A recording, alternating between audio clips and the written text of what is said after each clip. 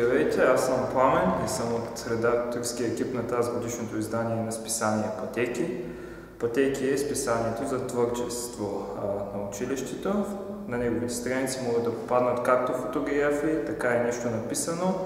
Имаме намерение да включим музика, ако ни бъде изпратена авторска такава. За съжаление, все още нямаме, но се надяваме в най-скоро време да получим от вас такава музика. В момента сме на етап събиране на материалите за пътеки и много се радваме, че имаме толкова много творби изпратени от вас, въпреки краткия срок, който обявихме. На плакатите, които са по коридорите, можете да видите, че крайният срок пише, че е 28 февруари.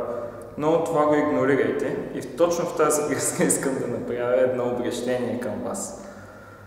На много от получените писма, може би повече от 10, срещам написаното "притеснявах се да го пратя" или "престраших се най-накрая да го пратя" или "реших се, а пък да видим какво ще стане".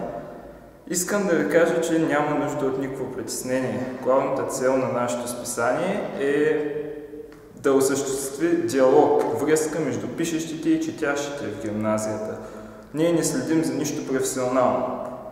Важно е да бъде оставена следа, защото училището ни дава много неща, а същевременно не получава неща от всеки от нас. Важно е хората да ни видят после разписанието и да се каже, че ние също сме поставили нашето в тази гимназия.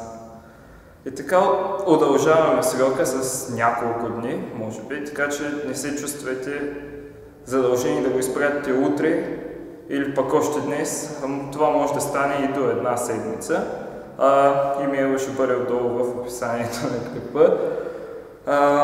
Как възнамеряваме да отсяваме творбите? Това ще стане най-вероятно чрез експерт, така го обмисляме, който ще даде мнение и ще остави своя отзив под всяка творба, която присъства.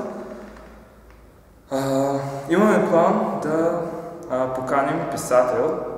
Имаме някои идеи. Това ще бъде писател, чието творби са много интересни за нас, есета и творби. Надяваме се да получим смислена дискусия. И в заключение искам да кажа, че тази година също искаме да направим нещо с предишните участници в списанието. Дори имаме клип, изпратен от госпожа Светлозария Кабакчиева, за който много благодарим, и писмо. Тя е представител в Европейския парламент.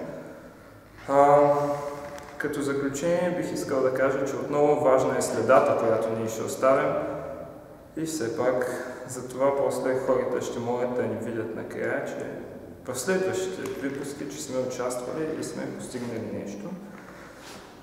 Смятаме, това вече наистина последно, смятаме да открием рубрика в сайта "Пътеки и другите", в който всеки ще може да дава своите предложения и отзиви. Това най-често, най-вече се стреми да привлече предишните писатели в Пътеки, които да кажат какво е било преживяването, когато те са участвали в Пътеки. Благодаря ви много.